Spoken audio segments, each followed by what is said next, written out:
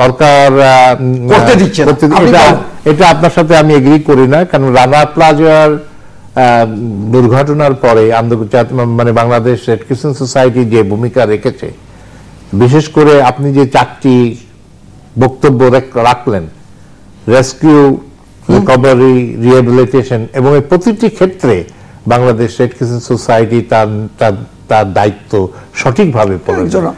আমাদের ভলেন্টিয়াররা দিন এবং রাত্রে বাংলাদেশের civil service, civil defence, army এবং অন্যান্য সংস্থার সম্মিলিতভাবে এরা এবং এটা আন্তর্জাতিকভাবে মাননীয় প্রধানমন্ত্রী এইটা স্বীকৃতি দিয়েছেন আমাদেরকে।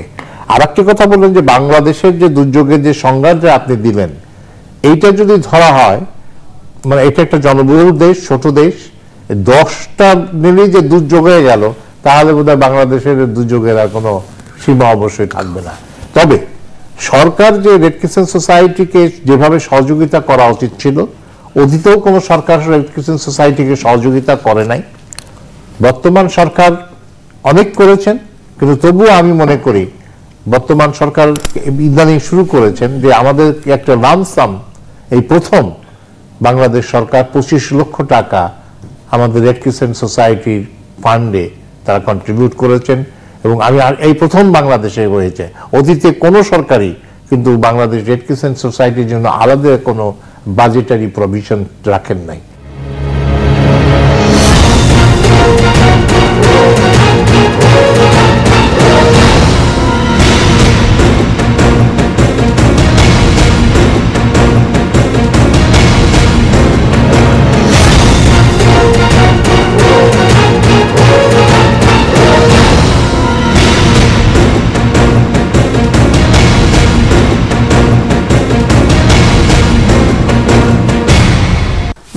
বাংলাদেশের বাইরে পৃথিবীর বিভিন্ন প্রান্তে যেখান থেকে চ্যানেল আই দেখছেন, আপনাদের সকলকে সাদর আমন্ত্রণ তৃতীয় মাত্রা দেখবার জন্য। প্রিয় দর্শক, অবরোধ, হরতাল, নাশকতা, সহিংসতা, একঘেয়েমি আর জেদের মধ্যে যে বাংলাদেশ এবং সেখানে যে নৈরাশ্যকর এবং নৈরাজ্যকর পরিস্থিতি তৈরি হয়েছে, সেখানে খানিকটা সময়ের জন্য হলো বাংলাদেশ ক্রিকেট দলের খেলোয়াড়রা গতকাল অস্ট্রেলিয়াতে বিশ্বকাপের খেলায় পরাজিত করে 15 রানে পরাজিত করে বাংলাদেশের মানুষের মুখে খানিকটা সময়ের জন্য স্বস্তি এবং আনন্দ এনে দিয়েছে। ইংল্যান্ডকে পরপর 2টো বিশ্বকাপে বাংলাদেশ হারালো এবং এ পর্যন্ত ইংল্যান্ড বাংলাদেশ 3বার নিজেদের মোকাবেলা করেছে। তার মধ্যে বিশ্বকাপে 2বার বাংলাদেশ জিতলো এবং একবারের জন্য ইংল্যান্ড পরাজিত হয়েছে। এর মধ্য দিয়ে বাংলাদেশ তার কোয়ার্টার ফাইনালে যাওয়া নিশ্চিত করলো। দ্বিতীয়বারের মতো 2007 সালে বাংলাদেশ কোয়ার্টার ফাইনাল খেলেছিল এবং অভিনন্দন বাংলাদেশ ক্রিকেট দলকে, বিশেষ করে রুবেল, মাহমুদুল্লাহ, মুশফিক, মাশরাফি এবং তাসকিনকে। দেশের সর্বশেষ রাজনৈতিক পরিস্থিতি নিয়ে কথা বলবার জন্য এবং সেই সঙ্গে অন্যান্য সংশ্লিষ্ট বিষয় নিয়ে আলোচনা করবার জন্য আমার আজকের অতিথি যারা চলুন তাদের সঙ্গে পরিচিত হই। আমার বায়ে বসা আছেন রাজনৈতিক পর্যবেক্ষক বিশ্লেষক সালেহ আহমেদ, তারপরে রয়েছেন বাংলাদেশ আওয়ামী লীগ দলীয় সাবেক সংসদ সদস্য এবং বাংলাদেশ যুব মহিলা লীগের সাধারণ সম্পাদক অধ্যাপিকা উপুকিল। আমার ডানে রয়েছেন কলামিস্ট এবং লিডারশিপ ফাউন্ডেশনের president Sinha M A Saeed, এবং তারপরে রয়েছেন বাংলাদেশ সুপ্রিম কোর্ট বার অ্যাসোসিয়েশনের প্রাক্তন কোষাধ্যক্ষ অ্যাডভোকেট ফাহিমা নাসরিন মুন্নি। স্বাগত আপনাদের চারজনকে স্টুডিওতে। প্রথমে আপনারা যদি বাংলাদেশ দলকে অভিনন্দন জানাতে চান, আপনাদের মতো করে, বা খেলা নিয়ে কোনো কথা বলতে চান, অধ্যাপিকা উপুকিল খুব সংক্ষেপে 1 মিনিট করে প্রত্যেকের জন্য এই সময়টা এই বিষয়ে। না, আজকে তো আসলে আমরা সবাই আনন্দের জোয়ারে ভাসছি এবং এটা কোয়ার্টার ফাইনালে যে গেল আমাদের দল ইংল্যান্ডকে হারিয়ে, এবং একটি ম্যাচ বাকি আছে, এই যে এটা মানে আজকে বাংলাদেশের টিভি সেটের সামনে বিশেষ করে ইয়াং জেনারেশনের মধ্যে মনে হলো যে দেশটাকে যেন আবার, বিশেষ করে স্বাধীনতার মাসে এই জয়কে মনে হলো যে আরেকটি মনে হয় যুদ্ধে জয়ী হয়ে গেল, এইরকম একটি ভাব ছিল। রাস্তাঘাট সবাই যেন কি একটা মহান অর্জন করে ফেলেছে। তো সবাইকে আজকের এই আয়োজন থেকে আমরা আমাদের যে ক্রিকেট যারা খেলেছেন, খেলে যারা এই অর্জনটি এনেছেন, তাদেরকে আমাদের অন্তরের অন্তঃস্থল থেকে আমরা শুভেচ্ছা জানাই এবং তারা ওয়ার্ল্ড কাপ ফাইনাল পর্যন্ত যে জয়ী হবে আমরা সেই প্রার্থনা করছি, সেই শুভাশিস তাদের জন্য জ্ঞাপন করছি। অ্যাডভোকেট ফাহিমা নাসরিন মুন্নি।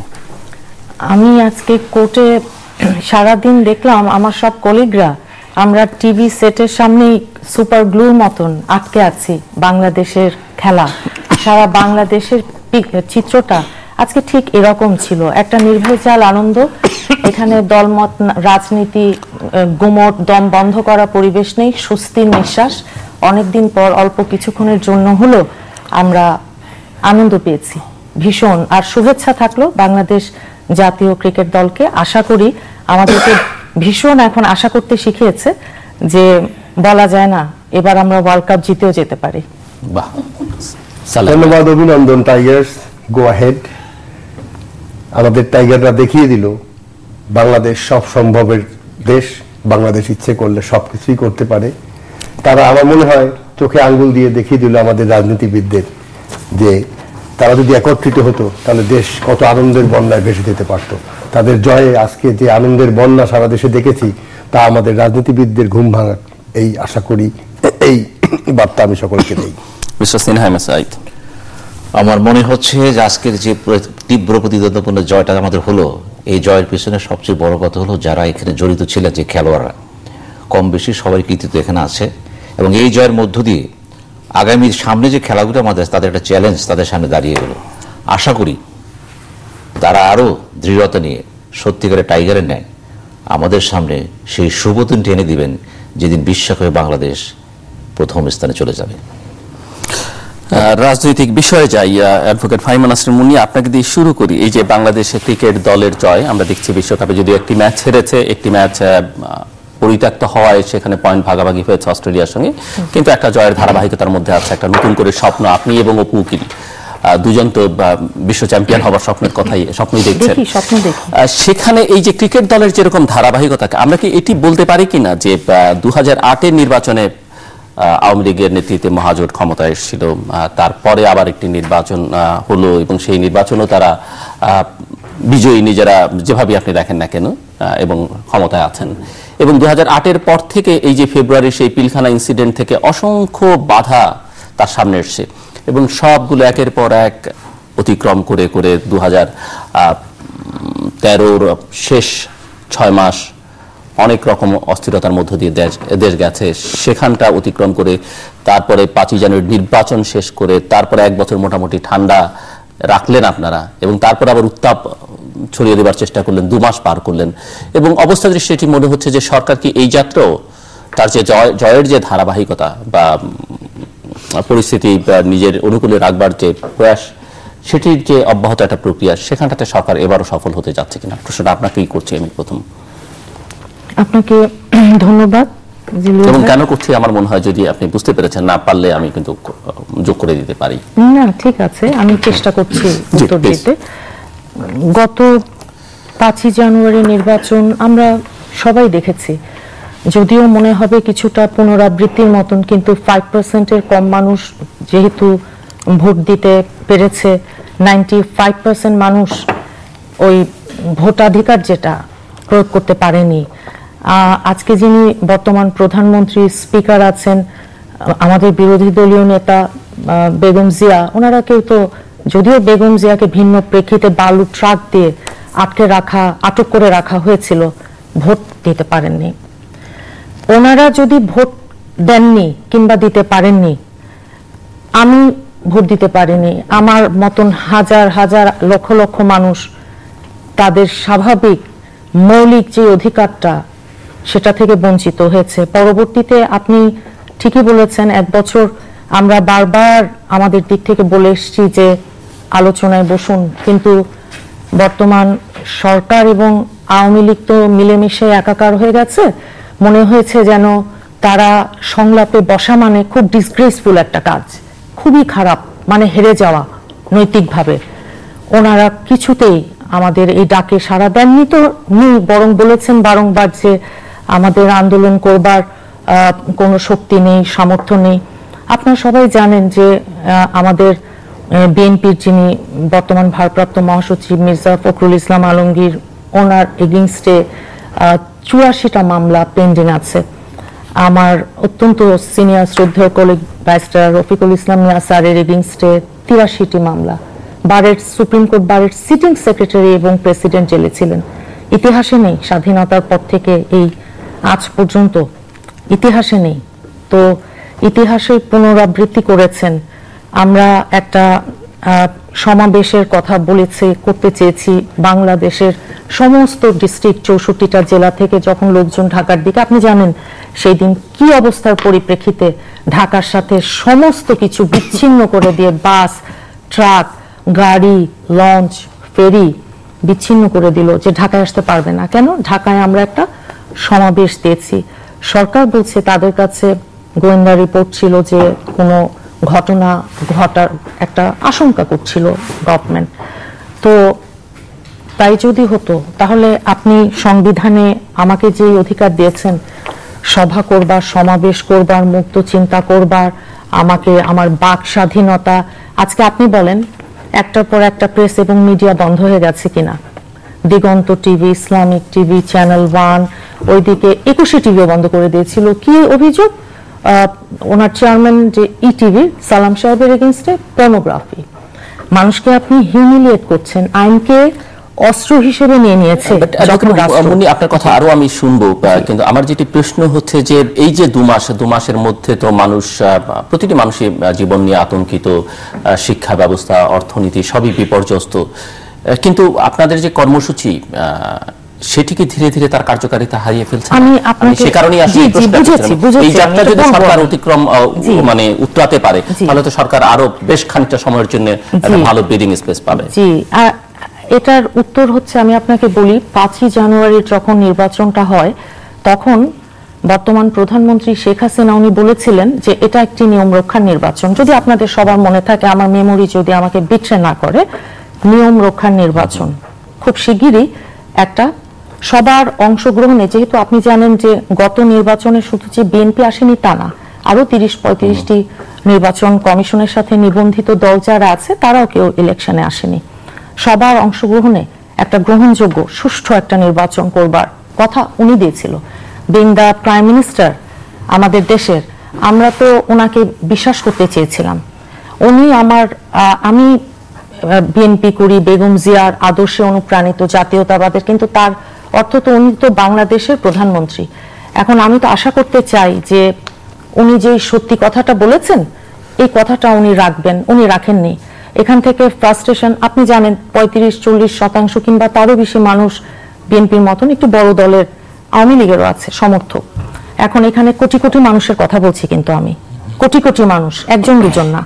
এখন এই মানুষগুলোকে আপনি ডিমোরালাইজ করেছেন দিনের পর দিন। আপনি আমাদের হাজার হাজার, এই গত 2 মাসে আমাদের মামলা দিয়েছেন 30,000। আমি তো কোর্টে আছি, 30,000 মামলা দিয়েছেন। এক একজন নেতাকর্মী, লক্ষাধিক নেতাকর্মীকে বাসায় থাকতে পারে। আমি আবার পরে আপনার কাছে আসবো, কিন্তু আমার প্রশ্নের উত্তরটি নেওয়া হয়নি। আপনি আশা করি যে পরের রাউন্ডে দিবেন। মোতাবেক উকিল দেব। অনেকগুলো আসছে, আমি সেখানে একটু পরে আসি। বিশেষ করে উনি গুরুত্ব দিতে চেষ্টা করেছেন যেটা, যে 5 তারিখে যে নির্বাচনটি হলো সেই নির্বাচনটি ঠিক হয়নি, কাজে আরেকটি নির্বাচন দেওয়ার কথা ছিল, এবং এখানে আরেকটি অসত্য তথ্য উপস্থাপন করা হচ্ছে। আমি মনে করি এটা জিল্লু ভাই আপনি আছেন, আপনি যেহেতু টকশো বাংলাদেশে উদ্ভাবক বা টকশোর জনকও আপনাকে বলে যে এখানে টকশোর একটি আইন করা যায় কিনা, যে মিথ্যা তথ্য বা উপস্থাপন করলে সেটার জন্য তাকে দায়বদ্ধ থাকতে হবে, এরকম নীতিমালা কিছু একটা করা যায় কিনা। কারণ এই তথ্যগুলো খুবই মানে অপ্রস্তুত করে দেয়, যেমন যারা শুনছেন তাদেরকে এবং আমরাও যারা বসি আমাদেরকে অপ্রস্তুত করে দেয়। যেমন এখানে উনি বললেন যে মাননীয় প্রধানমন্ত্রী বলেছেন যে এটি একটি নিয়ম রক্ষার নির্বাচন, এরপরে নির্বাচনটা করার পরে সকলকে নিয়ে আমি একটা নির্বাচন দেব। এটি উনি যে বলছেন তা শুধু না, আরো কিন্তু বিএনপি মাইন্ডের অনেকেই এসে কথাটা বলেন। কথাটা পার্শিয়ালি ঠিক আছে যে নিয়ম রক্ষার নির্বাচন সেটি প্রধানমন্ত্রী বলেছেন, আওয়ামী লীগের একাধিক নেতা বলেছেন, কিন্তু যেটি যেখানে ব্যত্যয়টা ঘটে মানে তখন ওনারা বলেছেন যে আমরা একাদশ সংসদ নির্বাচন নিয়ে এরপরে আলোচনা করব এই নির্বাচন হয়ে যাবার পরে। না, সেটা একাদশ নির্বাচন নিয়ে আলোচনা হয়নি, এটি যেমন ঠিক, আবার ওনারা যেমনটা বলছেন যে সরকার একটি নির্বাচন দেবেন, এই কথাটা আসলে বলা হয়নি। আওয়ামী লীগ কখনোই বলেননি যে আরেকটি নির্বাচন আমরা দেব। এই কথাটা বলা হয়েছিল, ওনাদের হয়তো ভুল বোঝা বা ভুল প্রত্যাশা করা, ভালো প্রত্যাশা না। এবং আরেকটি কথা এর সঙ্গে বলেন, সে কথাটি বলেন যে বাইরের থেকে যারা এসেছিলেন তাদের কাছে নাকি প্রতিশ্রুতি দিয়েছে আওয়ামী লীগ, এই কথাটাও কিন্তু বলেন। এটা হচ্ছে মাননীয় প্রধানমন্ত্রী বা আওয়ামী লীগ নেতারা যেটা বলেছেন যে আমাদের সাংবিধানিক বাধ্যবাধকতা আছে নির্বাচনটি করবার জন্য, আমাদের করতে হবে। তারপরে নির্বাচন করবার পরেই বিএনপি জেদ করে নির্বাচনে আসলো না, এখন নির্বাচনটি করতে হলো, নির্বাচন করার পরে আবার বিএনপির জেদ ভাঙানোর জন্য একটি জাতীয় নির্বাচন করতে হবে, এই প্রতিশ্রুতি কে দিতে পারে? আলোচনা করবার কথা, এখন আলোচনার কথাটা বলে দেখেন, আলোচনার করবার কথা কিন্তু প্রধানমন্ত্রী নিজেও বলেছেন যে একাদশ নির্বাচনে আলোচনা হবে। আমি আপনার কথা ধরে নিলাম যে আলোচনাটা হতেই পারতো বা আলোচনাটা হতে পারে, কিন্তু আলোচনার যে পরিবেশ, সেই পরিবেশটা কি হলো? আমরা যখন দেখলাম 5 তারিখে নির্বাচনটা হয়ে গেল, হয়ে যাবার পরে এই এক বছরে বিএনপির যে কর্মকাণ্ড তাকে প্রমাণ করে যে বিএনপি চেয়েছে একটি সুস্থ আলোচনার মধ্য দিয়ে একটি গণতান্ত্রিক প্রক্রিয়ায় আরেকটি নির্বাচন দাবি করবার একটি প্রেক্ষাপট তৈরি করা। বিএনপি কি করেছে? বিএনপি 1 বছরে যেটি করেছে, প্রথমেই তারা যে লন্ডন থেকে তারা বাংলাদেশের মহান মুক্তিযুদ্ধ, জাতির পিতা, এই বাংলাদেশের স্বাধীনতা, এই বিষয়গুলোকে, আমাদের যে মৌলিক বেসিক যে আমাদের বিষয়, সেই বিষয়গুলোকে নিয়ে কটাক্ষ করা, তা অসম্মান করা, জাতিকে নিয়ে ব্যঙ্গাত্মক করা, এই কাজটি লন্ডনে বসে করা হয়েছে। তারেক জিয়া সরাসরি এই কাজটি করেছেন। এবং তারপরে যেটি করা হলো, আমরা যখন দেখলাম যে জাওয়াহিরি বা নেপাল বা বাংলাদেশ এবং মিয়ানমার এই ভূখণ্ডতে জাওয়াহিরি একটি ডাক দিয়েছিলেন যে সে এখানে আইএস প্রতিষ্ঠা করতে চায়। এই ডাকের কিছুদিন পরেই বিএনপি সেই জঙ্গিদের ফলো করে ভিডিও বার্তার মাধ্যমে এবং পেট্রোল বোমা বা ককটেল, এই সমস্ত দাহ্য পদার্থ ব্যবহার করে মানুষ খুনের যে আন্দোলন, সেই আন্দোলনে চলে গেলেন। মানে জনগণকে সম্পৃক্ত করে আন্দোলন, সেই এখানে কথা থাকতে পারে তাদেরকে মিটিং করতে দেওয়া হয় নাই, তাদেরকে মিছিল করতে দেওয়া হয়, যে কথা বললেন। আমি হয়তো কিছু কথার সঙ্গে আমি একমত হলাম যে হয়তো গোয়েন্দা রিপোর্ট ছিল, সেখানে একটি মিটিং করতে বিএনপিকে দেওয়া হয়নি বা সেখানে বাধা দেওয়া হয়েছে। তার মানে কি এই যে সেই জন্য বিএনপি একেবারে হরতাল এবং অবরোধ আরো কিছু সংযোজন করে তারপরে নেতৃত্ব দিয়ে মানুষ খুন করবে, ভিডিওতে নেতৃত্ব। আমি কালকে ইন্টারনেটে, আপনি মনে হয় দেখেছেন, ইন্টারনেটে আমি দেখলাম আমাদের সেই আমানুল্লাহ আমান, যে এরশাদ বিরোধী আন্দোলনের ছাত্র সংগ্রাম পরিষদের রূপরেখা যে নেতা ছিলেন, তিনি এখন বিএনপির নেতা, বড় মাপের নেতা, তিনি ভিডিওতে টেলিফোনে নির্দেশ দিচ্ছেন তার কর্মীকে যে কয়টা গাড়ি পোড়ালা এবং তোমরা পুলিশকে যেভাবে এর আগে অ্যাটাক করা হয়েছে এইভাবে অ্যাটাক করতে পারবা কিনা, সেভাবে করো, তোমাদের জন্য টাকা পাঠিয়েছি, আপনারা দেখবেন ভিডিওতে। এবং বেগম খালেদা জিয়া থেকে শুরু করে গয়েশ্বর রায় সবাই এই নাশকতার ইন্ধনগুলো দিয়েছে, ফোনে দিয়েছে, বিভিন্ন ভাবে দিয়েছে, এগুলো ঘটেছে। আমার কথাটা হচ্ছে যে 5 তারিখে নির্বাচন, সেখানে প্রশ্ন থাকতে পারে, আন্দোলনে জনসম্পৃক্ততা নাই। আমরা বলেছি যে হ্যাঁ বিএনপি তো আন্দোলন করতে পারছে না, এটা আমরা না, এটা জনসাধারণ বলেছে, যেহেতু নেতা কর্মী সম্পৃক্ত হয় নাই, সেখানেও প্রশ্ন থাকতে পারে বা কথা হতে পারে, আলোচনার সুযোগ থাকতে পারে। এখন আমাদের তো মহান মুক্তিযুদ্ধের সময় আমরা দেখেছি যে সেখানে দেশ স্বাধীন করবার জন্য মুক্তিযোদ্ধারা শত্রুর হাত থেকে অস্ত্র নিয়ে যুদ্ধ করে জয় হয়েছে। আমি 1 মিনিট, আমি আবার আসবো 1 মিনিট পরে, না আমার কথাটা মানে ইয়েটা উত্তরটা ঠিক আছে। সিনহা আহমেদ সাঈদ, আসলে ইতিমধ্যেই দুইজন বক্তা যেভাবে কথা বললেন, তারা স্পষ্টত দুইটা দিক নিয়ে এসেছেন, ব্যাপারটা তা নয়। আমি প্রথমেই নিন্দা জ্ঞাপন করব এই দীর্ঘমেয়াদী অবরোধ, এই হরতাল, এই পেট্রোল বোমা, সাইকেল বোমা, এগুলো দিয়ে কোনোদিন রাজনীতি হয় না। এটা যেই করুক, যদি বিএনপি করে থাকে দায়িত্ব তো তাকে নিতে হবে এবং তাকে বলতে হবে। আপনার মধ্যে সংশয় আছে? এই সংশয়ে বিভিন্ন জায়গায় প্রশ্ন উঠছে। বিএনপি নিজেই বলছে আমি এগুলো করছি না। যিনি করছেন না নিজে বলতেছেন, যদি তিনি করে থাকেন তার উচিত হবে এখান থেকে বেরিয়ে আসা, কারণ রাজনীতির মেইন পুঁজি হচ্ছে জনগণ, আর সেই জনগণকে যদি আপনি মেরে ফেলেন, রাজনীতি কাকে নিয়ে করবেন আপনি? মানুষের ভিতরে খুব দেখা দিয়েছে। কিন্তু এখন প্রশ্ন হচ্ছে অবস্থা কি এভাবেই চলবে? আমি মনে হয় এভাবে চলবে না, কারণ 7ই মার্চ কিছুদিন আগে চলে গেছে আমাদের এখান থেকে। দেখেন 7ই মার্চের স্পিডটা কি ছিল? স্পিডটা ছিল একদিকে আন্দোলন হবে, একদিকে ডায়লগ হবে। বঙ্গবন্ধু কিন্তু একেবারে 23শে মার্চ পর্যন্ত এখানে ডায়লগ করেছেন এবং তিনি স্পষ্ট বলেছেন একটা জাতির ভবিষ্যৎ নির্ধারণ সোজা নয়, আমি চেষ্টা করছি। ইট মিনস তিনি আন্দোলনের কথাও বলেছেন, পাশাপাশি ডায়লগও দিয়েছেন। কেন? প্রেক্ষাপটটা সেরকমই ছিল। আরো অদ্ভুত করে দেখেন, 1972 সালে 10ই জানুয়ারি বঙ্গবন্ধু যখন বাংলাদেশে আসলেন, রেসকোর্স ময়দানে সেদিন যে সোয়ার্ড উদ্যানে বিরাট একটা মিটিং হলো, সেখানে তিনি বললেন, ভুট্টো সাহেব আপনি বলেছিলেন কোন রকমের সংযোগ রাখা যায় কিনা, সম্ভব নয়, টুটে গেল। একটা কনফেডারেশন প্রশ্ন সেখানে ছিল। তাহলে দেখা যাচ্ছে বাংলাদেশ স্বাধীন হয়ে গেছে, এরপরও কিন্তু পাকিস্তান কিন্তু আলোচনার দরজাটা খোলা রেখেছিল এবং বঙ্গবন্ধু সেখানে কথা বলেছে, কিন্তু উত্তরটা সে দেয়নি। উত্তরটা সে দিল কোথায় এসে? বাংলাদেশের মাটিতে এসে দিল। এই জিনিসগুলো অর্থ কি? অর্থ হচ্ছে একটাই, যেখানে যুদ্ধ সেখানে আলোচনা লাগবেই। কোনো যুদ্ধ পৃথিবীতে থামে নেই আলোচনা ছাড়া। আলোচনা ছাড়া কোনো যুদ্ধ থামতে পারে না, যুদ্ধ এমনি থামে না। যখন বিচ্ছিন্নতাবাদী আন্দোলন হয় সেখানেও কিন্তু কোনো না কোনোভাবে গোয়েন্দা বাহিনীতে আলোচনা করা হয়। ভারত যেমন উত্তর ভারতের কথা চিন্তা করুন, অনেকগুলো বিচ্ছিন্নতা ছিল সেখানে, ভারতের গোয়েন্দা বাহিনী সেখানে বিভিন্ন প্রক্রিয়া আলাপ আলোচনা করেছে। বাংলাদেশেও বিভিন্ন বিচ্ছেদ আন্দোলন করা হয়েছে। আমার বক্তব্য হলো এই, আলোচনার দরজাকে বন্ধ করা যাবে না, যত কষ্ট হোক। গণতন্ত্রের প্রথম কথাই হচ্ছে আমাকে কথা বলতে দিন। আমি যদি সেই কথা বলেই বন্ধ করে দিই তাহলে তো আমার আগানোর সুযোগ নেই। আমি 5ই ফেব্রুয়ারি জানুয়ারি আগে কি ছিল বা 5ই জানুয়ারির পরে কি হলো এই বিতর্ক চলবে বাংলাদেশ। কিন্তু একটা স্পষ্ট একটা কথা সত্য, যে প্রধানমন্ত্রী বলেছিলেন এটা একটা সাংবিধানিক প্রক্রিয়া রক্ষা করার জন্য আমার করতে হচ্ছে এটা। এই কথা কিন্তু এরশাদ সাহেব বলেছিলেন, এই কথা কিন্তু খালেদা জিয়াও বলেছিলেন 1996-এ, যে আমাদের নিয়ম রক্ষার। কিন্তু এইখানে কিন্তু একটা কথা স্পষ্ট বলেছিলেন যে আলোচনা হয় একাদশ সংসদে আলোচনা হতে পারে, অন রেকর্ড। এটা বলা হয়েছিল, বিভিন্ন বলা হয় অন রেকর্ড। মন্ত্রীরা বলেছেন, প্রধানমন্ত্রী নিজেও ইঙ্গিত দিয়েছেন, কথা বলেছেন। এখন যে ব্যাপারটা দাঁড়িয়েছে, আমি যদি মনে করেন সরকার যদি চালাচ্ছেন, নিঃসন্দেহে তার সুযোগ সুবিধা বেশি। ব্যাপারটা জানেন কি, সরকারের সাথে জনগণের সম্পর্ক হচ্ছে ভার্টিক্যাল, হরাইজন্টাল না। কিন্তু তো ভার্টিক্যাল পাওয়ারের সাথে হরাইজন্টাল কখনো পারে না। কিন্তু এই ব্যাপারে সরকারকে ভাবতে হবে যে গণতান্ত্রিক প্রক্রিয়া কিভাবে মাগাইতে পারি, এই কথা তাকেই বলতে হবে, আলোচনা তো তাকে নিতে হবে। আমি বলছি না বিএনপির সমস্ত দাবিগুলো বা অন্যান্য যারা বলছেন এটা ঠিক নয়। যেমন আপনি বললেন সন্ত্রাস কারা করছে, দেখুন সেদিন মোজাহিদ হোসেন সেলিম কমিউনিস্ট পার্টির জন্মদিন ছিল বোধহয়, জন্মবার্ষিকী, তিনি বলেছেন এটার পেছনে আছে কে, আমেরিকা, যুক্তরাষ্ট্রকে দায়ী করেছেন তিনি। তো ওরা কিন্তু বলে না এটা বিএনপি করতেছে। সুতরাং আমরা জানি না কারা করতেছে, এটা যেই করে থাক, যে প্রেক্ষাপট থেকে সবচেয়ে বড় কথা হচ্ছে কমিউনিস্টরা স্বাভাবিকভাবে যুক্তরাষ্ট্রকে সবকিছু দায়ী করে। কমিউনিস্টরা দায়ী যদি করে থাকে, ঠিক কমিউনিস্টরা তো মাঝে মাঝে সরকারকে সমর্থন করে, অনেক কিছুই করে তারা। কমিউনিস্টদের কাজই তো, কমিউনিস্টদের জন্মই তো হয়েছে যুক্তরাষ্ট্র দায়ী করার জন্য, বিএনপিকে সমর্থন করে। এবং তারা কিছু কিছু ক্ষোভ আছে যুক্তরাষ্ট্রের প্রতি, থাকবে। এখন দেখেন বিভিন্ন দেশের রাষ্ট্রদূত দেখা করতেছেন, কথা বলতেছেন, সবাই বলতেছেন অবরোধ বন্ধ করুন। তারা বেগম জিয়ার সাথে দেখা করেছেন, বাইরে এসে বললেন যে অবরোধ এটা বন্ধ করা উচিত। প্রধানমন্ত্রীর সাথে দেখা করতেছেন, পররাষ্ট্রমন্ত্রীর সাথে কথা বলতেছেন। আমি কিন্তু এই কথাগুলো গুরুত্ব দিচ্ছি না, কারণ অবরোধ বন্ধ করার কথা কিন্তু বলেন, ওনারা কিন্তু এক লাইনে অনেকগুলো কথা বলেন, আলোচনার কথা বলেন, ইনক্লুসিভ ইলেকশনের কথা বলেন, অনেক কিছু বলে তারা।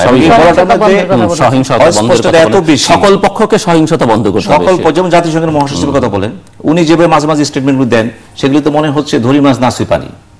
এবং জাতিসংঘের ক্লাব, এটা রাষ্ট্র না, তো এটা আপনি তো কবিতার বই লিখেছেন না জাতিসংঘ নিয়ে? হ্যাঁ, জাতিসংঘ বিরাট একটা কবিতা বই লিখেছি আমি, এবং এটা অ্যাওয়ার্ড পেয়েছে, 8টা অ্যাওয়ার্ড পেয়েছে। জাতিসংঘের মহাসচিব সেটাকে করেছে, আপনি এন্ডোর্স করেছেন। এবং প্রশ্ন হচ্ছে এটাই যে জাতিসংঘ নিয়ে বেশি চিন্তা করা দরকার নেই। আমার কাছে গুরুত্বপূর্ণ কথা জানেন, আমি বিভিন্ন টকশোতে জোর দিয়ে বলি। আপনার গুরুত্বপূর্ণ কথাটা আমি পরে শুনি। আচ্ছা প্লিজ। সালামেত, মনে রাখবেন আপনি গুরুত্বপূর্ণ কথা। ধন্যবাদ চ্যানেল আই তৃতীয় মাত্রার অগণিত দর্শক শ্রোতা সকলকে বিজয়ের মাসের বিজয়ের শুভেচ্ছা। রাজা রাজা যুদ্ধ করে উলুখাগড়ার প্রাণ যায়, সেই ক্লাস 2-তে পড়েছিলাম। আমরা আজকে উলুখাগড়া। এখানে যে আলোচনা হলো, সে আলোচনা প্রতিদিন যত আলোচনা হয়, প্রতিদিন নিউজ পেপার খুললে যা দেখি, তাতে হতোদ্যম হওয়া ছাড়া, হতাশ হওয়া ছাড়া অন্য আর কিছু নেই। আমি তীব্র প্রতিবাদ জানাই এই রাজনৈতিক অচলাবস্থার জন্য যেই রাজনৈতিক দল এবং যেই রাজনীতিকরা দায়ী। আমি তীব্র প্রতিবাদ জানাই তাদের এগেইনস্টে, যাদের জন্য আজকে কোমলমতি শিশুদের আজকে 3 মাস চলছে, এখন পর্যন্ত স্কুল শুরু হয় নাই, তা কেউ পরীক্ষা দিতে পারছে না। মানে চারদিক থেকে বাংলাদেশকে যেই একটা অচল অবস্থার মধ্যে সৃষ্টি করেছে, একটা সংকটাপন্ন অবস্থার মধ্যে ফেলে দিয়েছে। এক নির্বাচন এবং সংলাপ, নির্বাচন এবং সংলাপ, অথচ এটা কে না জানে, এটার জন্য তো বিশেষজ্ঞ হওয়ার দরকার নাই যে একটি নির্বাচনই এই সমস্যার সমাধান না, একটি সংলাপই এই সমস্যার সমাধান না। বর্তমানে সমস্যা যে জায়গায় এসে কনসেন্ট্রেট করেছে, আপনার এখানে আমি এর আগে যে এপিসোডে ছিলাম, এই সংলাপ ছাড়া কোনো উপায় আছে? আছে, আমি বলবো নিশ্চয়ই আছে। সংলাপ ছাড়া কোনো উপায় নাই, মানে উপায় আছে এই অবস্থার থেকে বের হওয়ার। সেটা আপনার সেখানে বলেছিলাম যেই অবরোধ এবং যেই হরতাল, যেই ধ্বংসাত্মক কর্মসূচি শুরু হয়েছিল, তার কয়েকদিনের মধ্যে যে উত্তাপ যখন সৃষ্টি হয়েছে, একটা কিছু হবে। বাংলার মানুষ আমরা আশাবাদী, আমরা স্বপ্ন দেখতে ভালোবাসি, আমরা আশা করতে ভালোবাসি। আশা করব কার কাছে? যার হাতে ক্ষমতা তার কাছে। আমরা তো আশা নিয়ে তাকিয়েছিলাম, কিন্তু আশা নিয়ে তাকিয়ে থাকতে থাকতে আশা এখন দুরাহত। এখন টানেলের শেষ মাথাও আলো নেই। এখন যে অবস্থায় আমি এসে গেছি, এই অবস্থায় নতুন করে ভাবনার সময় এসে গেছে। আমি পরশুদিন রাতে একটি টেলিভিশন শোতে, টক শোতে আপনি টেলিফোনে ছিলেন, শুনছিলাম আপনি আওয়ামী লীগের নির্বাচনী অঙ্গীকার স্মরণ করে দিচ্ছেন একটি ধারা, এখানে অধ্যাপিকা উপকূল আছে, যদি এই রাউন্ডে আপনি ধন্যবাদ। আমি সেটা নিয়ে এসেছি, আমি জানতাম আপনি সেরকম করে আমাকে ধরতে পারেন, এবং আমি আজকে আলোচনায় সেটাই আমার আলোচিত মুখ্য বিষয় হবে। যেটা বলছেন 2014, this is that election manifesto, which is the which could be the basics of the solution of this present stalemate situation. এটাই হতে পারে বর্তমান অচল অবস্থার কি আছে সেখানে। আমি বলি আপনাকে, এই যে আপনার বিএনপি যে অবরোধ, বোমা, হরতাল, আওয়ামী লীগ বলছে, এই অবস্থাটার আমি জাস্ট এটা যাওয়ার আগে একটু যদি না বলি তাহলে এটার পরিপূর্ণতা পাবে না। এই যে বোমাবাজি, এই যে আতঙ্ক, এই যে হত্যা, গুম, সন্ত্রাস, এর ফার্স্ট বেনিফিশিয়ারি কে? দেশে যদি এই অচল অবস্থা এটা চলতে থাকে, এর ফার্স্ট বেনিফিশিয়ারি কে? আমি বহু মানুষকে জিজ্ঞেস করেছি, এটার ফার্স্ট বেনিফিশিয়ারি হচ্ছে সরকার। সরকার সমস্ত কিছুকে ড্রাইভার। সরকারের অন্য কোনো কার্যক্রম নিয়ে গত 3 মাসে আর কোনো কথা নেই, কোনো আলোচনা নেই, কোনো কিছু নেই। আপনি কি ইঙ্গিত করছেন সরকার এগুলো করছে? আমি বলছি না, আমি বলছি কে বেনিফিশিয়ারি। আমি তো বলছি যে এই যে হত্যা, খুন, মানে আমি একটা স্ট্যাটাস দিয়েছিলাম এরা কারা। এই যে হত্যা, গুম, পেট্রোল বোমা, মলটভ ককটেল, প্রধানমন্ত্রী বলেছেন, আপনার গুম, এই যে গুপ্ত হত্যা, এই যে অপহরণ, এই যে একটা ত্রাসের রাজ্যে পরিণত হয়েছে বাংলাদেশ। এই বাংলাদেশের স্বপ্ন তো আমরা দেখি নাই। বঙ্গবন্ধুতে এই সোনার বাংলা দেখেন নাই আমাদেরকে। এই সোনার বাংলা হঠাৎ করে এগুলি কেন আসলো? এটা কে আনলো? এটা যিনি এসেছেন তার বেনিফিশিয়ারি প্রথম কে? আমি এই প্রশ্নটা উল্টা দিক থেকে শুরু করে আমি দেখলাম তার বেনিফিশিয়ারি, প্রথম বেনিফিশিয়ারি হচ্ছে বর্তমান সরকার। কারণ এই 3 মাসে আপনি খেয়াল করে দেখেন, আপনার এখানে টকশোতেও অন্য কোনো সাবজেক্ট নিয়ে আপনি আলোচনা করার সুযোগ পান নাই। তার মানে অন্য সবগুলো পাস। সেকেন্ড আসেন বাংলা, এখন আসেন বাংলাদেশ। এই বাংলাদেশ যদি এরকম একটা অস্থিতিশীলতার মধ্যে থাকে, কে বেনিফিশিয়ারি হয়? আমরা কে না জানি। বাংলাদেশকে অস্থিতিশীল করতে কারা কারা, এই যে আপনি মুজাহিদুল ইসলাম সেলিম সাহেবের কথা বলেছেন, এগুলোর জন্য তো আজকে এগুলো আমাদের গ্রামের চায়ের দোকানের ওরাও জানে, আমরা এখানে তারাও জানে এগুলির বেনিফিশিয়ারি কে। আমাদেরকে এরকম অস্থির রাখতে পারলে আমরা গত ফার্স্ট কোয়ার্টারে সেলিম সাহেবের সঙ্গে একমত না না না উনি ওনারা যেই দাগে কথা বলেন, আমি যেই ওনারা যেই দাগে কথা বলেন, আমি ওই দাগে কথা বলেন, আমি স্পষ্ট কথা বলতে চাই। আমি না ঘরকার ঘাটকা লোক না, আমি আমার অবস্থানকে পরিষ্কারভাবে বলবো, কারণ আমার অবস্থানটা আমি জানি, আমার অবস্থানটা দেশের পক্ষে। আমি এখানে অন্য কোনো শক্তির ধারধারি না। কিভাবে আপনি আসেন, আপনি গত 2014 প্রথম প্রান্ত থেকে অত মারামারি, অত কাটাকাটি, ইলেকশনের ওই গন্ডগোলের মধ্যেও আমার যে গ্রোথ রেট ছিল, গার্মেন্টসের এক্সপোর্ট গ্রোথ রেট, আর এবারকার এই 3 মাসের গ্রোথ রেট তখন ছিল 14.5%, 14% প্লাস মাইনাস, এবার সেটা 3% প্লাস মাইনাস। লাভবান কে? আমার এই অস্থিতিশীলতার জন্য আমার এই 9%, এই যে 10% কার ঘরে চলে গেছে? আপনাকে আবার পরে অধ্যাপিকা উপকূল অনেকগুলো কথা, এবং আপনাকে আমি এক জায়গায় থামিয়ে দিয়েছিলাম, সেখান থেকে যদি শুরু করেন। এবং সেইটা তো আমি আসলে শেষ পর্যন্ত সরকার কি চাইছে, এটি একটি বড় প্রশ্ন। সরকার কি চাইছে? সরকারকে দেশের কল্যাণ, দেশের শান্তি শৃঙ্খলা, এই ব্যাপারে সরকার কতটা সজাগ আছে, সচেতন আছে? আচ্ছা, আমি ওই সময় বলতে চেয়েছিলাম যে সংকট থাকতে পারে, রাজনৈতিক সংকট থাকতে পারে, কিন্তু মানুষ মেরে রাজনৈতিক সংকটের সলিউশন করা যায় না। বিগত ইতিহাস যদি আমরা পর্যালোচনা করি, সেখানে আমাদের অনেক দুঃসময় এসেছে, অনেক অগণতান্ত্রিক শক্তির পদভারে বাংলাদেশ প্রকম্পিত হয়েছে, কলঙ্কিত হয়েছে, কিন্তু গণরোষেই সেই অগণতান্ত্রিক শক্তিকে প্রতিহত করেছে। তার জন্য কিন্তু মানুষ মারতে হয় নাই, হত্যার মিশন নিয়ে আন্দোলন করতে হয় নাই। তো এখানেও যদি বিএনপির আন্দোলন করবার জন্য তাদের গণতান্ত্রিক ধারায় করত, তাহলে এই যে সংলাপী বলেন যে এই প্রসঙ্গটি আরো বেশি সাবলীল হতো। এখন মানুষ মারার কারণে এই বিএনপির এখন চরিত্রটা পাল্টে গিয়ে একটি জঙ্গি সংগঠনে পরিণত হয়েছে। সে কথাটির কারণেই, সেই ক্যারেক্টারটি চেঞ্জ হবার কারণেই এখন যে আলোচনাই বলেন, সংলাপই বলেন, সেখানে যদি সরকার আপনি বলছিলেন যে সরকার এখন কি চায়, সরকার এখন অবশ্যই চাইতে হবে এই যে জঙ্গিবাদ বা বিএনপি যেটি করছে, আন্দোলনের মানুষ হত্যা করছে, জাতীয় সম্পদ ধ্বংস করছে, তারা 3টি বিষয়কে বেশি গুরুত্ব দিচ্ছে। একটি প্রশ্নের উত্তর আপনি দেবেন। এই যে এই 2014-এর 5 জানুয়ারি ইলেকশনের আগে কিন্তু 6 মাস এই ধরনের নাশকতা সহিংসতা হয়েছে, প্রচুর মানুষ মারা গেছে। তখন আইন শৃঙ্খলা রক্ষাকারী বাহিনী, পুলিশের 17 জন সদস্য মারা গেছে। একটি ঘটনার একটি মামলার কোনো অগ্রগতি হয়েছে কিনা বা মামলা হয়েছে কিনা বা কাউকে আইনের আওতায় আনা গেছে কিনা বা আনা গেল কিনা, আনা হয়েছে কিনা আমি একটু জানতে চাই আপনার কাছে। আমি আপনার সাথে এখানে একমত এবং আমি এই কথাটি সব জায়গায় বলি যে 2013 সালে নির্বাচনকে কেন্দ্র করে বিএনপি যে সহিংসতা এবং এইরকমই মানুষ হত্যার নির্দেশনা দিয়ে মানুষ হত্যা করেছিল, সে প্রায় 50 জন মানুষকে পুড়িয়ে তাহলে মেরেছিল। আইনের আওতায় আপনারা আনেননি কেন, সেটি আমার প্রশ্ন। না, সেখানে সরকারের দুর্বলতা, তার বিচার এবং হয়নি কেন? সেই বিচারগুলো যদি হতো তাহলে এখন নাকি ওনারা যেরকম ইঙ্গিত করছেন সেরকম কোন ইঙ্গিতের কারণে? বাংলাদেশের মানুষ তো অনেক সচেতন। আমরা যদি টক শোতে বসে এই কথা বলি, কেউ তো আমাদের এই কথাগুলো বিশ্বাসযোগ্য কথাটি আমাদের বলতে হবে। বিএনপি নিজেই তো স্বীকার করছে এখানে বসে। মুন্নিয়াপা যে কথাটি বললেন যে এটা হচ্ছে, যে ওনার যে দাবিটি যে এটা হচ্ছে মানে বিএনপি আন্দোলন করছে, সহিংসতা করছে সংলাপের জন্য বা নির্বাচনের জন্য, উনি কিন্তু স্বীকার করেছে অপকটে। বিএনপি থেকে প্রতিদিন যে প্রেস লিস্ট দিচ্ছে অবরোধের, সেখান থেকে বিএনপি কিন্তু স্বীকার করছে। আমরা টক শোতে বসে এখন প্রথম আলো আর ইনকিলাব খুঁজে, সংগ্রাম পত্রিকা খুঁজে কোথায় কি হলো সেই রেফারেন্স দিয়ে যদি বলি যে না এটি আওয়ামী লীগ করছে, সরকার করছে, সরকারকে পতন করবার জন্য, তাহলে তো এটা জনগণ বিশ্বাস করবে না। আমাদের বলতে হবে বিএনপি করছে, এই বিএনপিকে নির্বাচনের জন্যই বা বিএনপি তাদের সংলাপের জন্য করছে। এখন এই করাটাকে কিভাবে থামানো যায়? প্রথমত আপনি যেটি বলেছেন যে একটি সংলাপ, সিনহা ভাই বলেছেন যে আলোচনা হওয়া দরকার, যুদ্ধ যেখানে যুদ্ধ হয় সেখানে আলোচনা করে যুদ্ধ শান্তি হয়, সব ঠিক আছে, কিন্তু এটা কিন্তু যুদ্ধ না, রাজনৈতিক যুদ্ধ না। রাজনৈতিক প্রতিপক্ষের সঙ্গে সংলাপ করা যায়, কিন্তু জঙ্গিদের সঙ্গে সংলাপ করা যায় না। বিদেশিদের কথা আপনারা এনেছেন, এই যে বিদেশি কূটনীতিকরা গিয়ে যে বেগম খালেদা জিয়ার সাথে আলোচনা করলেন, তো ওনারা সহিংসতার কথা বললেন যে সহিংসতা করা যাবে না, সকলের উদ্দেশ্যে উপদেশ দিলেন। তো ওনারা কি কখনো আইএস এর সেই জঙ্গি নেতার সঙ্গে বা লাদেনের উত্তরসূরি জাওয়াহিরির সঙ্গে কোনোদিন কি ওনারা এই বোকো হারামের নেতাদের সঙ্গে, জঙ্গি নেতাদের সঙ্গে কোনোদিন কোনো সংলাপে বসেছে তাদেরকে প্রতিহত করবার জন্য, নাকি ড্রোন হামলা করে তাদেরকে হত্যা করতে চেয়েছে? আপনি ভারতের উদাহরণ টেনেছেন, ভারতে নেহেরু গান্ধীর সময় তো এরকম ঘটেছিল।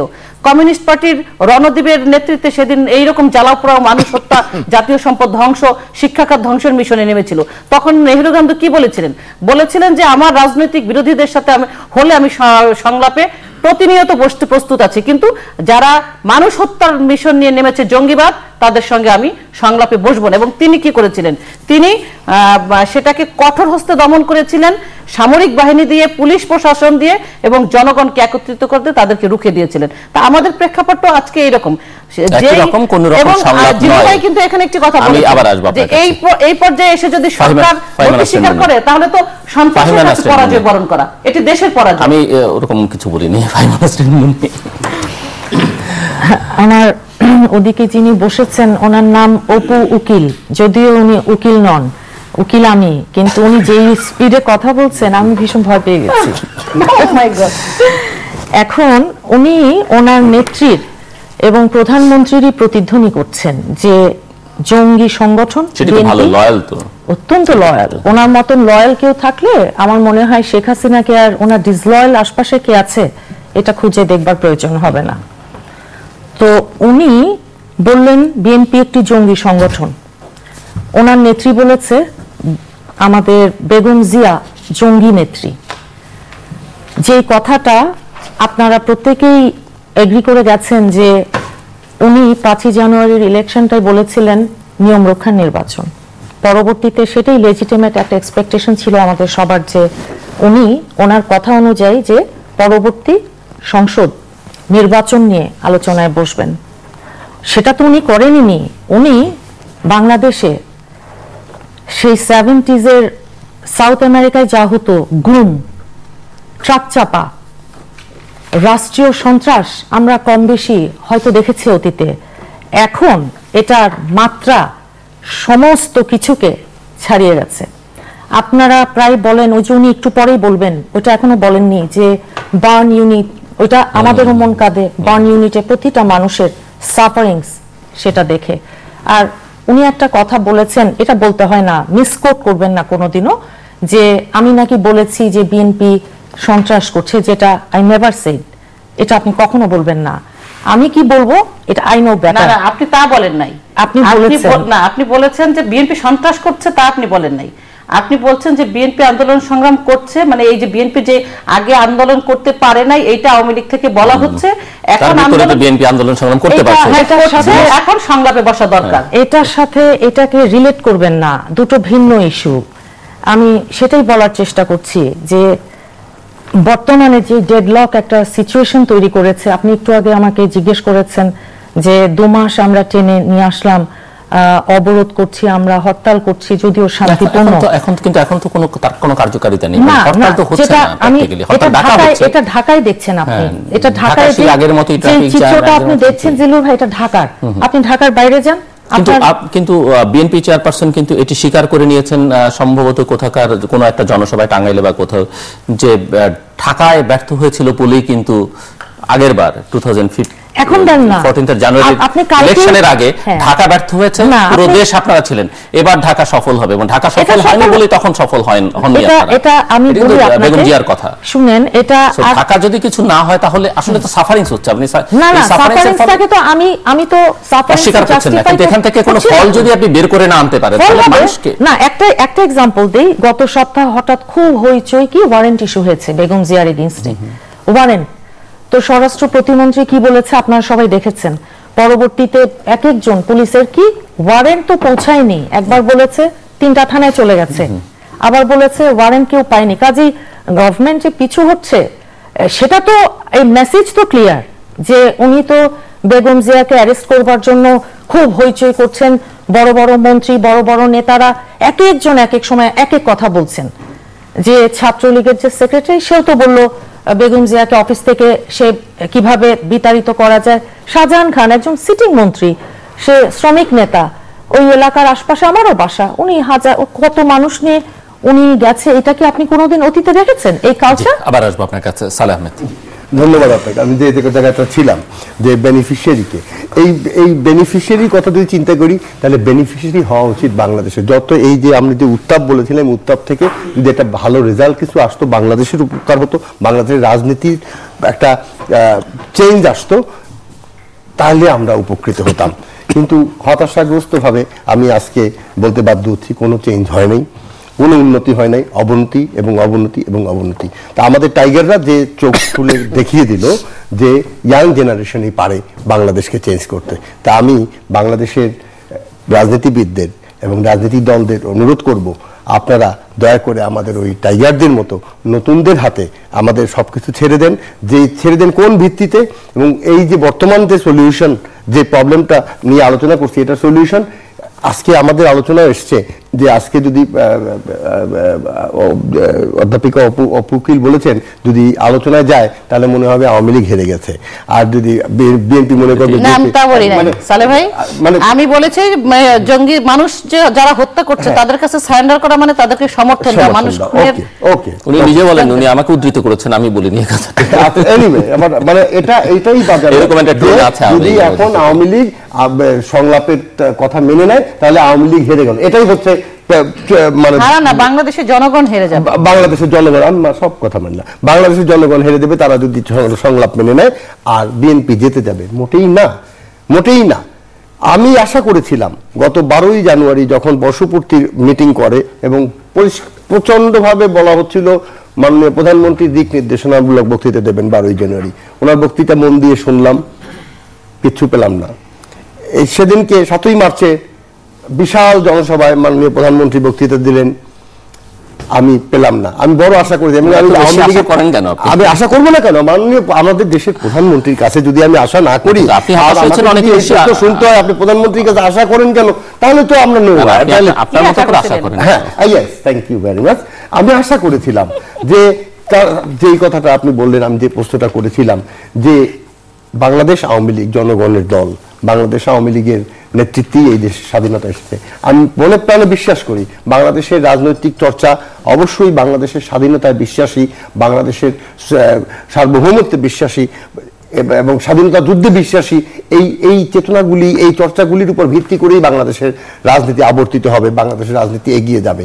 এর বাইরে অন্য কিছু যারা বলেন, এই রাউন্ডে কিন্তু আপনি ভেতরে ঢুকতে পারবেন না। হ্যাঁ, আমি পারবো। আমি সেইখানে আমি আশা করেছিলাম যে এই ইস্তেহারের 23 পাতায় বাংলাদেশ আওয়ামী লীগ পরিষ্কারভাবে উল্লেখ করেছিল, আমি আপনার অনুমতি নিয়ে একটু রিড আউট করি এটুক, যে আমাদের এবারের অগ্রাধিকার, প্রিয় দর্শক, বাংলাদেশ আওয়ামী লীগের ইশতেহারের 2014 নির্বাচনী ইশতেহারের 23 পাতা। আমাদের এবারের অগ্রাধিকার সুশাসন, গণতন্ত্রায়ন ও ক্ষমতার বিকেন্দ্রীয়ন।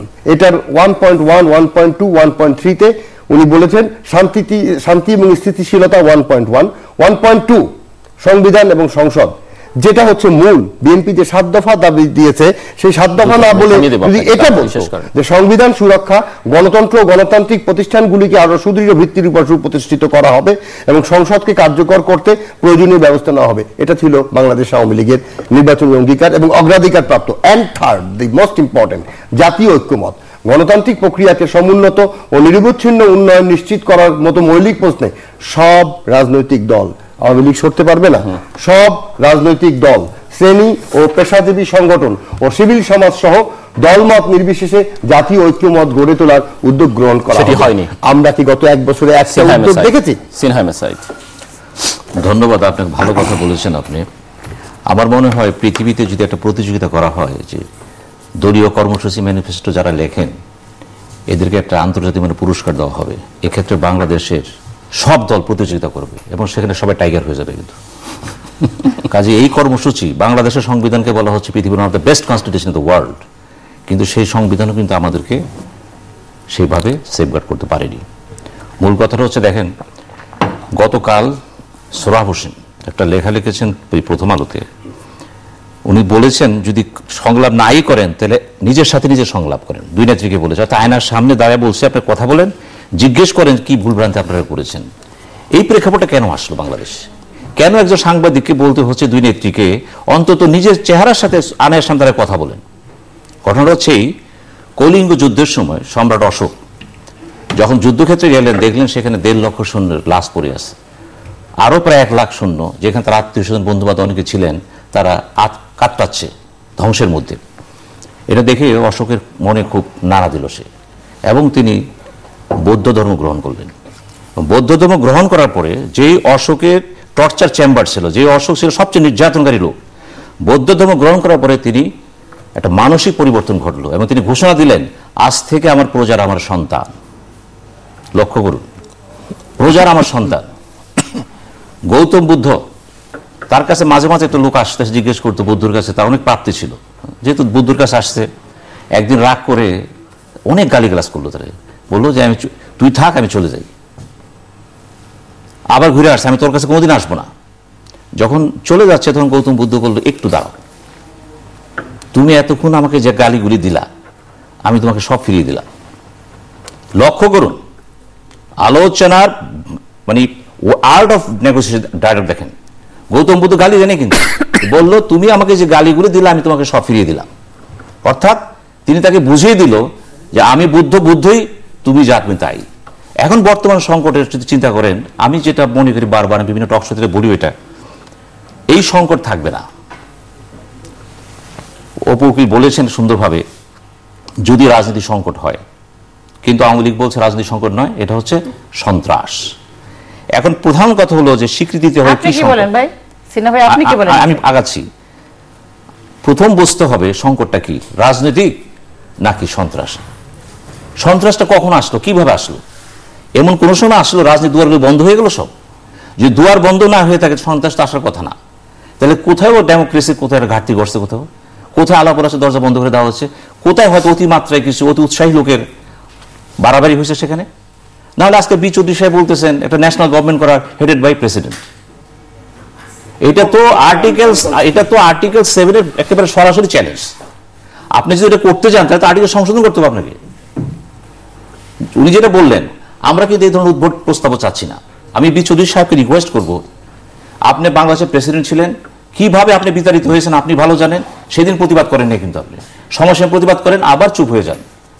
এটা না করে একটা কংক্রিট প্রস্তাব দেন, যে এই প্রস্তাবের সংবিধান রক্ষা হবে, আমরাও সামনে যেতে পারবো। আপনি কি মনে করেন এই যে এই প্রস্তাবটা কি আমাদের আশার আলো দেখাতে পারে? আমি যে প্রস্তাব 3টা বললাম, শুধু এটা না, এখানে প্রত্যেক শব্দ প্রস্তাব না, এটা তো অঙ্গীকার।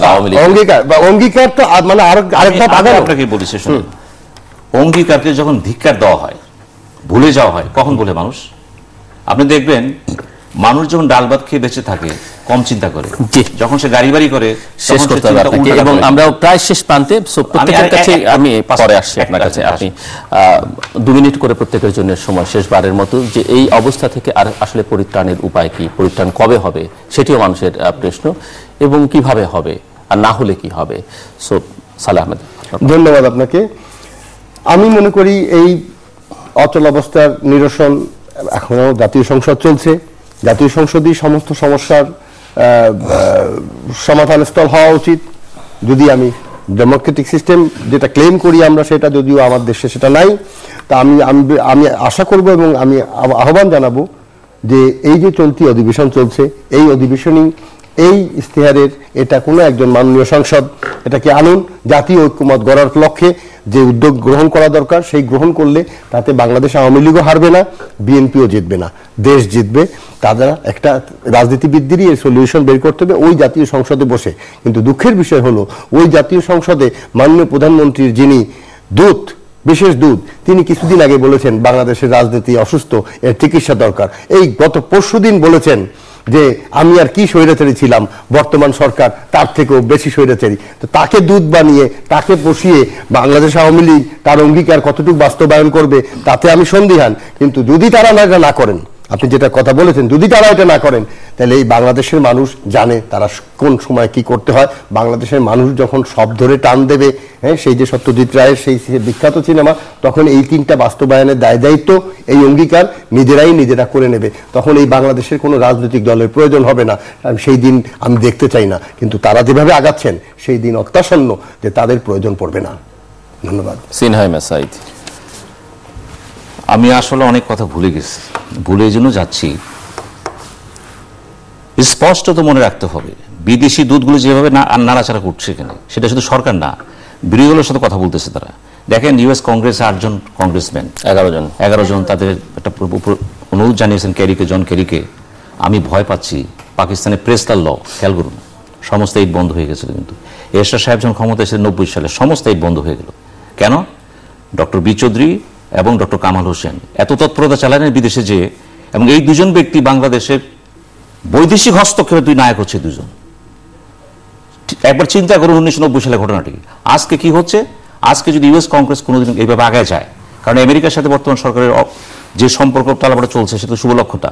তারপর আমি বলবো, বাংলাদেশের রাজনীতিটা খুব ভূ রাজনীতি খুব জটিল। কিন্তু এখানে একদিকে চীন, একদিকে আমেরিকা, একদিকে ভারত, তারপর এটা ইন্ডোসেন্ট্রিক বাংলাদেশ। বাংলাদেশের কোনো সরকার কোনোদিন কিছু করতে পারবে না যদি ভারতের সাথে সম্মতি না থাকে। তার আই সে অন অথরিটি পারবে না। তবে বাংলাদেশের সমাধান কি ভারত করবে? ভারত করবে না, এই বাংলাদেশই করবে। তো প্রয়োজনীয় ডিপ্লোমেসি কখন কোথা থেকে নাজিল হবে সেই জন্য আমাদের অপেক্ষা করতে হবে। তা আমার বিশ্বাস, ঘটনার সাথে যারা জড়িত, যারা পর্যবেক্ষণ করছেন, সময় আসলে তারাই দায়িত্ব নেবেন কোথায় কি করতে হবে। এবং অবশ্যই আমি বারবার বলছি, আমি কিন্তু আর্টিকেল 7-এ ব্রেক করতে বলিনি। আমি বারবার বলছি রাজনীতির সমস্যা রাজনীতিবাদী সমাধান হবে। তবে এই ক্ষেত্রে ভারত আর আমেরিকাকে, যেহেতু পঙ্কজ শরণ যেটা করেছিলেন, উনি দৌড়ে আমাদের মজিনা চলে গিয়েছেন দিল্লিতে, তিনি প্রমাণ করে দিলেন যে আমি আর একক শক্তি নই। এখানে যা কিছু ঘটবে ভারত আমেরিকার সম্মতিতে ঘটবে। যখন তার একটা সমঝোতায় আসবে, বাংলাদেশের রাজনীতি ধারা পাবে, ডায়লগ শুরু হয়ে যাবে। এটি বাস্তব সত্য, এর বাইরে কিছু নেই। Advocate Fermin Nasrin. বর্তমানে যে ইস্যুটাকে আওয়ামী লীগ বারবার জঙ্গি কিংবা সন্ত্রাস বা এগুলো বলবার চেষ্টা করছে, এটি পিওর এবং সিম্পলি একটা রাজনৈতিক ইস্যু। এই মুহূর্তে যদি বর্তমান প্রধানমন্ত্রী উনি ওনার ক্ষমতা ছেড়ে দেন, তাহলেই তো সমস্ত কিছু একটা ডায়লগের মাধ্যমে বেটার সিচুয়েশন হতে পারে, দেশে স্বাভাবিক অবস্থা বিরাজ করবে। ওনাকে তো স্টেপ ডাউন করতে হবে, ওনার যেই আশ্বাস সেটা অনুযায়ী। এখন গায়ের জোরে আপনারা আছেন, হাসতেও পারেন, জোর করেও পারেন, কিংবা 3 বার হাসতে পারেন। একবার বুঝে আসবেন, আরেকবার না বুঝে, আর থার্ড টাইমটা ও পরে বলবো। তো আচ্ছা, এখন দেখেন, উনি তারেক জিয়াকে নিয়ে একটি মন্তব্য করেছেন ওনার বক্তব্যে। তারেক রহমান, ওনারা এই সরকার বর্তমান অনেক আমাদের এখানকার যারা বড় সুনাগরিক, দায়িত্বশীল নাগরিক, ওনাদের বিভিন্ন বক্তব্য আছে। আইন, আদালত, আইনের শাসন, আমরা আমাদের প্রত্যেকের একটা পার্সপেক্টিভ আছে, চিন্তা চেতনায় আমরা যা দেখছি, আমরা যা শিখছি, আগে কোনদিন দেখিনি যে কিভাবে এখন আপনি মানবাধিকারের কথা বলেন, কিভাবে আইনের শাসনের কথা বলেন, কিভাবে আপনি এখন বাক স্বাধীনতার কথা বলছেন, কোন জায়গায় আজকে দাঁড়িয়ে আছে আপনার চিন্তার স্বাধীনতা। কারণ আপনাকে তো প্রত্যেকটা মুহূর্তে সম্পাদক পরিষদের থ্রেডটা আপনাকে মাথায় রাখতে হবে পত্রিকার, যে যেখানে কথা আছে তার মধ্যে দুই একজন কথা বলেছে, কিন্তু কনসার্নটাই আমি নেব, বাকিটা না। এখন তারেক রহমানের এগেইনস্টে ওই যে ওনারা মামলা করে প্রমাণ করতে পারেনি, তারপরও আপনারা মেনে নেন যে উনি নেতা, পলিটিক্যাল নেতা। এখন সেটা বয়স কিংবা আপনার ওই এক একটা, এখন ওবামা তো কোন বয়সে যুক্তরাষ্ট্রের প্রেসিডেন্ট হয়েছে সেটা আপনারা জানেন, ফ্রেশ ব্লাড, নতুন প্রজন্ম, সবই ঠিক আছে। একটাই কথা, বর্তমান প্রধানমন্ত্রী যদি কালকে উনি পদত্যাগ করেন, তাহলে এর পরবর্তীতে সাথে সাথে একটা ডায়ালগের মাধ্যমে এই অচলাবস্থা নিরসন, এই বৃহৎ দুটি রাজনৈতিক দল তাদের একজন আরেকজনকে ডিপ্রাইভ করে, কিংবা বুকে সাহস থাকলে রেফারেন্ডাম দিন না। সরকারের যদি ওই তো রিপিল করে দিয়েছেন, তো এখন যে সংবিধানটা, এটা তো আপনি কোথায় রাখবেন সেটা তো আপনারা বিচার করবেন, আমি না। কারণ আমার যে জায়গায় রায়, জনসাধারণ, একজন সাধারণ নাগরিক হিসেবে, যে আজকে আপনি রেফারেন্ডাম দিয়ে আপনি একটা স্টাডি এমনি নর্মাল বিভিন্ন পত্র পত্রিকায় যেভাবে করে 99% মানুষ নির্বাচন চায়, আপনি 9টা সিটও তো এখন পাবেন না। ধন্যবাদ আওয়ামী লীগ। ধন্যবাদ অধ্যাপিকা উকিল। দেখেন, ওনার যে কথার মধ্যে দিয়ে এটা ছেড়ে যে প্রধানমন্ত্রী উনি ক্ষমতা ছেড়ে দেওয়ার আহ্বান জানাচ্ছেন, তার মানেটা কি? আজকে সজীব ওয়াজেদ জয়কে যে অপহরণ করবার জন্য পরিকল্পনা, সেই জাসাসের ভাইস প্রেসিডেন্টকে দিয়া, এবং এখানে যে মাননীয় প্রধানমন্ত্রীকে হত্যা করবার পরিকল্পনা, এই সমস্ত কিছুর টার্গেট তো একটা, জননেত্রী শেখ হাসিনাকে ক্ষমতা থেকে বিতাড়িত করে বিএনপির ক্ষমতায় যেতে হবে। ক্ষমতায় যাবার জন্য তারা মানুষ হত্যা করছে। কিন্তু কেন? বিএনপি ক্ষমতায় গিয়ে কি করেছে বাংলাদেশের জন্য? 2001 থেকে 2005 পর্যন্ত কি করেছেন বাংলাদেশের জন্য, যে আবার জননেত্রী শেখ হাসিনা লাশের উপর দিয়ে তাকে ক্ষমতা থেকে নামিয়ে জোর করে ক্ষমতায় যেতে হবে? বাংলাদেশের মানুষ কি আপনাদের চায়? যদি চাইতো 5টা সিটি কর্পোরেশন হয়েছিল, আপনারা জিতেছিলেন, কেন আসলেন না নির্বাচনে? তাহলে তো আজকে এই টকশোতে দাঁড়িয়ে মাননীয় প্রধানমন্ত্রীকে ক্ষমতা ছাড়ার কথা বলতে হতো না। জনগণ আপনাদের রায় দিলে ক্ষমতায় যেতেন। কেন যান নাই জানেন? নির্বাচনে যায় নাই, পাকিস্তানের ISI এর পরামর্শে ইসে যায় না, নির্বাচনে যায় নাই। কেন যায় নাই? নির্বাচনে যায় না এই কারণে যে বাংলাদেশের ক্ষমতার কেন্দ্র বিন্দুকে ওই ইরাক, সিরিয়ার মতো জঙ্গি রাষ্ট্রে পরিণত করবার জন্য, এবং ক্ষমতা নির্বাচনে যায় নাই এই কারণে যে নির্বাচনে গেলে জনতার ভোট পাবে না। কারণ অতীত বাংলাদেশের মানুষ এখনো বলে নাই, এবং যত দিন যাচ্ছে আজকে তথ্য প্রযুক্তির যুগে কি করেছে বিএনপি বাংলাদেশকে নিয়ে, সেই ষড়যন্ত্র উদ্ঘাটিত হচ্ছে বাংলাদেশ থেকে না, দেশের বাইরে থেকে, প্রতিনিয়ত, প্রতিটি মুহূর্ত।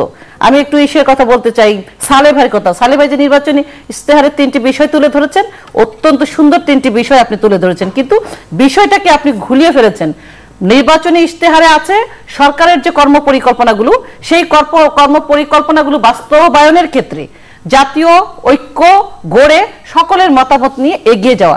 এখানে কিন্তু বলা হয় নাই কেউ সন্ত্রাসী করলো, মানুষ পুড়িয়ে মারলো, জঙ্গি রাষ্ট্রে পরিণত করলো, তাদেরকে নিয়ে জাতীয় ঐক্য তৈরি করবার জন্য বলা হচ্ছে একটি গণতান্ত্রিক রাষ্ট্রের উন্নয়নের জন্য।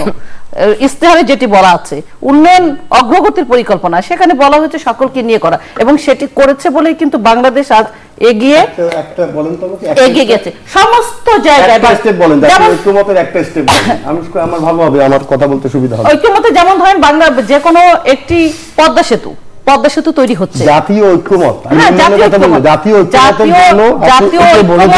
এখানে বলা হচ্ছে উন্নয়ন অগ্রগতির প্রশ্নে জাতীয় ঐক্যমত। এখানে কিন্তু বলা হয় নাই যে রাষ্ট্র ক্ষমতা পট পরিবর্তন করবার জন্য না, সেটা সংবিধান ও সংসদ বলেছে। আপনি আমাকে একটা দেখান যে একটা সংবিধান সুরক্ষা, গণতন্ত্র, আপনার ওখানে নির্বাচন ইশতেহারটা কি? জনগণকে প্রতিশ্রুতি দিয়েছে সরকার কি করবে, সরকার কিভাবে দেশের উন্নয়ন করবে, দেশকে গণতন্ত্রের পথে এগিয়ে নেবে, সুশাসন প্রতিষ্ঠা করবে। সেখানে কি এইটা বলা আছে যে সকল যারা বিরোধী দল, যারা রাজনৈতিক পথ জঙ্গি রাষ্ট্রে পরিণত, জঙ্গি সংগঠনে পরিণত হচ্ছে, তাদেরকে নিয়ে জাতীয় ঐক্য তৈরি করতে হবে? সেটা হয় না। অনেক ধন্যবাদ। আমার হাতে সময় নেই, একদমই সময় নেই, দুঃখিত আমি। দর্শক, আমরা অনুষ্ঠানের শেষ প্রান্তে তৃতীয়মাত্রা সম্পর্কে আপনি লিখতে পারেন ঢাকা ইমেল SMS এর মাধ্যমে, ইন্টারনেট আমাদের অফিসিয়াল ওয়েবসাইট অথবা সোশ্যাল নেটওয়ার্কগুলোতে যেটা পেজ রয়েছে সেই সব পেজে আপনারা আপনাদের মতামত রাখতে পারেন। আর আপনারা আপনাদের মতামতকে আমাদের অনুষ্ঠান তৃতীয় মাত্রায় আপনি দেখতে পাবেন প্রতি বৃহস্পতিবার এবং শুক্রবার বাংলাদেশ সময় রাত 2টোয়, বুধবার দুপুর 11:30 এবং শুক্রবার দুপুর 1:05 মিনিটের একবার আমন্ত্রণ হলো। Advocate Faiman Nasrin Munni, mister Sinha Saeed, mister সালামে তিতা এবং অধ্যাপিকা উপুকিল, অসংখ্য ধন্যবাদ আপনাদের চারজনকে। দর্শক, কথা আসলে ওনাদের শেষ হয়নি এবং এই কথা শেষও হবে না, কিন্তু কথা অনর্গল আমরা বলেই চলেছি। অসংখ্য মানুষ আলোচনা করছেন, মতামত দিচ্ছেন, যাদের কর্ণকুহরে সেটি প্রবেশ করা দরকার সেটি করছে বলে মনে হয় না, ফলে কোনো সমাধানও হচ্ছে না। এক ধরনের অসহায়তার মধ্যে আছে গোটা বাংলাদেশ, বাংলাদেশের নাগরিকেরা যারা এখন আন্দোলন করছেন, অবরোধ হরতাল ডাকছেন, তাদেরকে বুঝতে হবে যে এর কার্যকারিতা কতটুকু আছে, এর থেকে কি ফল তারা তাদের নিজেদের জন্য, দেশের কথা আমরা বাদি রাখলাম, বের করে আনতে পারছেন, সেটি তাদেরকে মাথায় রাখতে হবে। যদিও বলছেন যে সারা দেশে একরকম রাজধানী এর বাইরে আছে, কিন্তু রাজধানীকে বাইরে রেখেও আসলে তেমন কিছু যে করা যাচ্ছে না, সেটি এই আন্দোলনের যিনি মূল নেত্রী তিনি নিজেও একসময় পাবলিক গ্যাদারিংয়ে স্বীকার করে নিয়েছেন। কাজেই দেশের স্বার্থে, দেশের মানুষের স্বার্থে তাদের বিবেচনা করা দরকার যে তারা আসলে কোন পথে হাঁটবেন। তাদের দাবির যৌক্তিকতা আছে কি আছে না সেই প্রসঙ্গে আমি যাচ্ছি না, নিশ্চয়ই এটি যারা অনুষ্ঠান দেখছেন বাংলাদেশের জনগণ বিবেচনা করবে। অন্যদিকে সরকার যারা দেশ পরিচালনা করছেন তারা যে পরিস্থিতিকে নিয়ন্ত্রণ করতে পারছেন সেটি তাদের কথাবার্তায় এখন মনে হয় না, কারণ প্রধানমন্ত্রী নিজেই বলেছেন 1,25,000 কোটি টাকা গত 2 মাসে ক্ষতি হয়েছে, কেউ কেউ এটি প্রায় 2 লক্ষ কোটি টাকা ক্ষতি হয়েছে, এই কথাও এই হিসেবও দিচ্ছেন এবং এই হিসেব বাড়তেই থাকবে। হয়তো রাজধানী মনে হচ্ছে সবকিছু স্বাভাবিক আছে, কিন্তু দেশ যে স্বাভাবিক নেই সেটি অর্থমন্ত্রীর কথাই বোঝা যায়, যিনি বলেছেন যে 1971-এর চাইতেও পরিস্থিতিটা এখন খারাপ।